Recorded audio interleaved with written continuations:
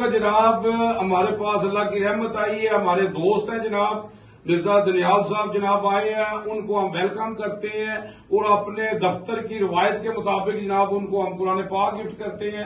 قرآن پاک ایک ایسی کتاب ہے جو اللہ کے ہاں محفوظ ہے اور اللہ نے اس کی قسم دی ہے، اس کو کوئی بدل نہیں سکتا۔ اگر ہم اس پر عمل کریں تو ہماری زندگی بدل سکتی ہے۔ میں کیا بیان کروں صلی اللہ علیہ وسلم کی شان میں، اللہ نے سب کچھ نازل کر دی ہے قرآن میں۔ اما عائشہ سے کسی نے پوچھا آپ صلی اللہ علیہ وسلم کی سیرت کیا ہے، تو اما عائشہ فرماتی ہے قرآن۔ آپ صلی اللہ علیہ وسلم فرماتے ہیں قرآن پڑھا کرو، قرآن پڑھا کرو، یہ قیامت کے دن تمہاری سفارش کرے گا۔ اللہم صلی علی محمد وآل محمد۔ جی بسم اللہ جی، جناب آپ نے ہمیں عزت دی، اللہ آپ کی عزت میں اضافہ کرے جناب۔ تو جناب کچھ کہیں گے آپ؟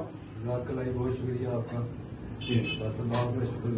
جی، تو جناب آپ سے ہم نے وعدہ لینا ہے جناب کہ آپ جناب ماشاءاللہ نمازی بھی ہیں اور قرآن بھی پڑھتے ہیں، تو جناب یہ آپ اپنے جناب دفتر یا اپنے گھر میں جناب صبح اٹھ کر نا ایک قرآن کی آیت کو سمجھ کر پڑھے، کیونکہ آپ صلی اللہ علیہ وسلم فرماتے ہیں جس نے ایک قرآن کی آیت کو صبح سمجھ کر پڑھ لی ہے اس نے اللہ کی راہ میں سرخ اونٹ صدقہ کیا۔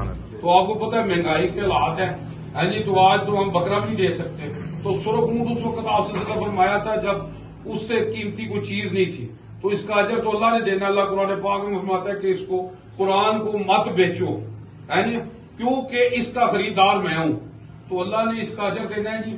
تو جناب ہماری کوشش ہے کہ صرف یہ قرآن کو سمجھ کر پڑھا جائے، کیونکہ اللہ قرآن پاک میں فرماتا ہے انسان کو وہی ملے گا جو اس نے کوشش کی۔ تو جناب آپ ہم سے وعدہ کرتے ہیں جی، بہت شکریہ جی۔ بہت شکریہ۔